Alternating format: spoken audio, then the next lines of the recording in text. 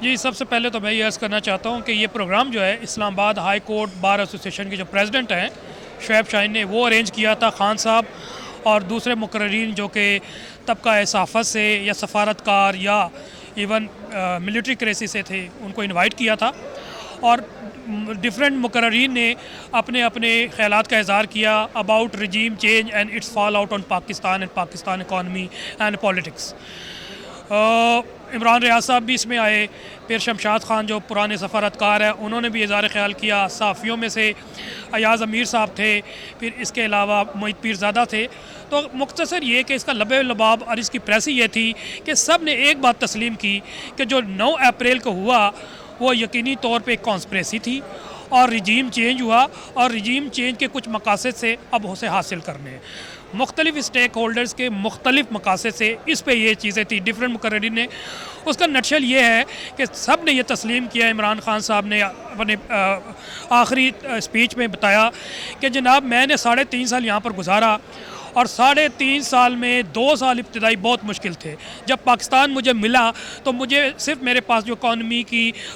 فورن reserve تھے وہ 6 week کے تھے، اور 6 ویک کی آپ سمجھیں اکانومی ایسی فریجائل ہوتی ہے کہ کسی وقت بھی دیوالیہ پن کا شکار ہو سکتی ہے۔ تو عمران خان صاحب نے مغرب کا سہارا نہیں لیا، نہ امریکہ گئے نہ ویسٹرن کنٹریز گئے، انہوں نے 3 دوستوں کے پاس گئے تاکہ پاکستان کو ابتدائی بھنور سے نکالا جا سکے، جس میں سعودی عرب کے پاس گئے، وہ مڈل ایسٹ گئے اور چائنا گئے، اور انہوں نے مینج کر لیا وہ جو دیوالیہ پن تھا اس کو مینج کر کے پاکستان کو اس چیز سے روکا اور ترقی کی طرف گامزن ہوئے۔ بٹ انفارچونیٹلی اس کے ساتھ یہ ہوا کہ آگے کرونا آ گیا۔ اب کرونا کی وجہ سے پوری دنیا میں جو کرائسس آیا آپ کے سامنے ڈیٹیل بتانے کی ضرورت نہیں ہے، ایک سپر سائیکل آیا، لیکن عمران خان کی جو پالیسی تھی کرونا میں ڈسپائٹ فریجائل اکانومی بڑی مشکل سے سنبھالا تھا، اس میں انہوں نے یہ عرض کیا کہ جناب اس فریجائل اکانومی میں Pakistan one of the best country جس نے مینج کیا تھرو لاک ڈاؤن، اور بتایا انہوں نے کہ لاک ڈاؤن میں نہ صرف اپوزیشن ہماری مخالفت کر رہی تھی فر مخالفت، بلکہ ہمارے جو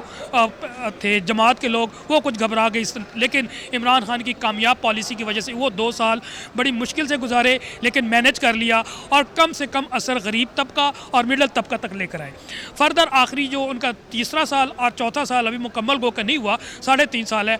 پاکستان کی اکانومی عمران خان نہیں کہتا، پاکستان بیورو آف اسٹیٹسٹک جو گورنمنٹ کا ادارہ ہے اس میں واضح طور پہ انہوں نے بتایا کہ پاکستان کی اکانومی جو ہے تیسرے سال 5.6 گئی اور چوتھے سال 6 پوائنٹ گئی، اور میں سمجھتا ہوں کہ ان کی اکانومی مارچ اپریل مئی جون 4 مہینے پہلے چلی گی، اگر پورا سال گزارتے تو یہ 6+ ہو سکتا تھا۔ پھر اس کے علاوہ انہوں نے بتایا کہ میں نے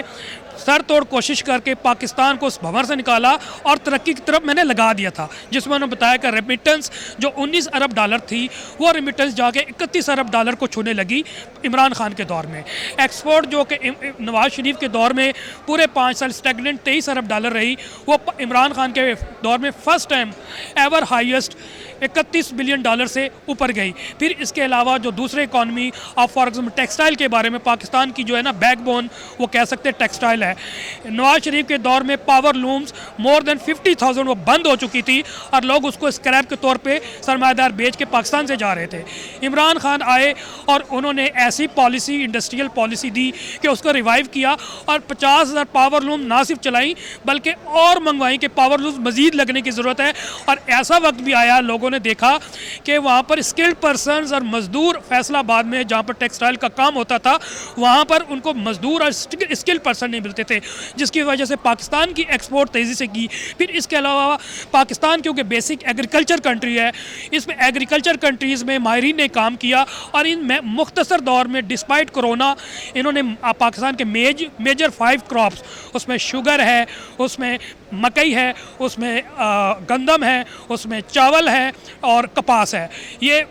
ہائیسٹ ایور اس کی گروتھ ہوئی، جس کی وجہ سے پاکستان کو سنبھال۔ کہنے کا مقصد یہ کہ پاکستان کے تمام فگرز بتا رہے تھے کہ پاکستان اب جو کہ ڈی ٹریک ہو چکا تھا نواز شریف کے دور میں اور ایٹ دی ورج آف بینکرپسی تھا، عمران خان نے despite lot of problems, super cycles, inflation all across the world, کیونکہ تیل کی قیمتیں بڑھ گئی تھیں، دالوں کی قیمت ہم نے جو امپورٹ کر رہے تھے تمام چیزیں مہنگی ہوئی، تو عمران خان نے پاکستانیوں کو سیف رکھا۔ اور یہ وہ طبقہ تھا جو دوسرا اپوزیشن وہ عوام کو عام عوام کو شاید کیونکہ اکانومی کا نہیں پتہ تو ایک منجن اور چورن جو بیچ رہے تھے مہنگائی کا انفلیشن کا